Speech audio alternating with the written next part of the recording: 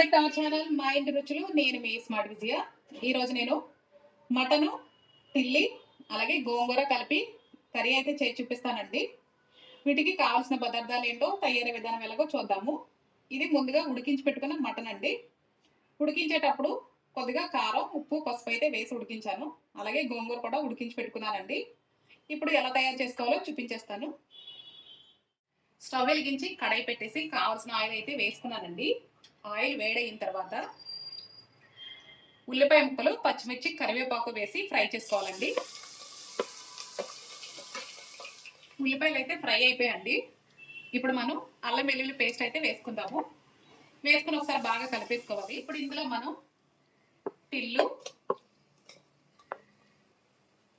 అలాగే ఉడికించి పెట్టుకున్న మటన్ ఈ రెండు వేసేసుకుని ఒకసారి హై ఫ్లేమ్లో పెట్టి బాగా కలిపేసుకుందామండి.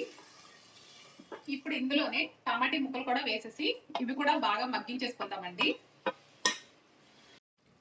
టమాటాలు మగ్గిన తర్వాత ఇందులో కొద్దిగా పసుపు, అలాగే కారం, అలాగే రుచికి సరిపడా ఉప్పు. ఆల్రెడీ ఉడికించేటప్పుడు కొద్దిగా సాల్ట్ అయితే వేసుకున్నాను కదండి. తర్వాత మనం చూసుకుని వేసుకుందాము. ఇవన్నీ వేసుకున్న తర్వాత ఒకసారి బాగా కలిపేసుకుని కొద్దిగా వాటర్ అయితే వేసుకోవాలి. మనం ఆల్రెడీ ఉడికించి పెట్టుకున్న మటనే కాబట్టి వాటర్ అయితే ఎక్కువ అవసరం లేదండి. చాలా తక్కువ వేసాను. ఇలా వేసుకుని మీడియం ఫ్లేమ్లో మూత పెట్టేసి అయితే ఉడికించుకుందాము.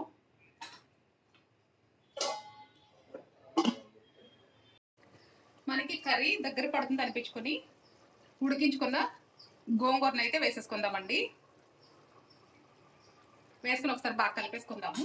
ఇలా బాగా కలిపేసుకున్న తర్వాత చివరిగా హోల్ గరం మసాలా పొడి అండి, ఇది కూడా వేసుకున్న తర్వాత ఒకసారి బాగా కలిపేసి సిమ్లో పెట్టి ఒక 10 నిమిషాలు అయితే దగ్గర పడేంత వరకు ఉడికించుకోవాలండి.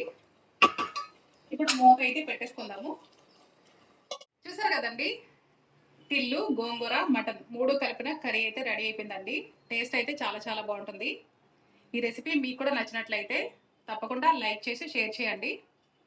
నా ఛానల్ని ఫస్ట్ టైం చూసినట్లయితే సబ్స్క్రైబ్ చేసుకోండి ఫ్రెండ్స్. మరొక రెసిపీతో మళ్ళీ మీ ముందుకు వస్తాను. Thanks for watching. బాయ్ అండి.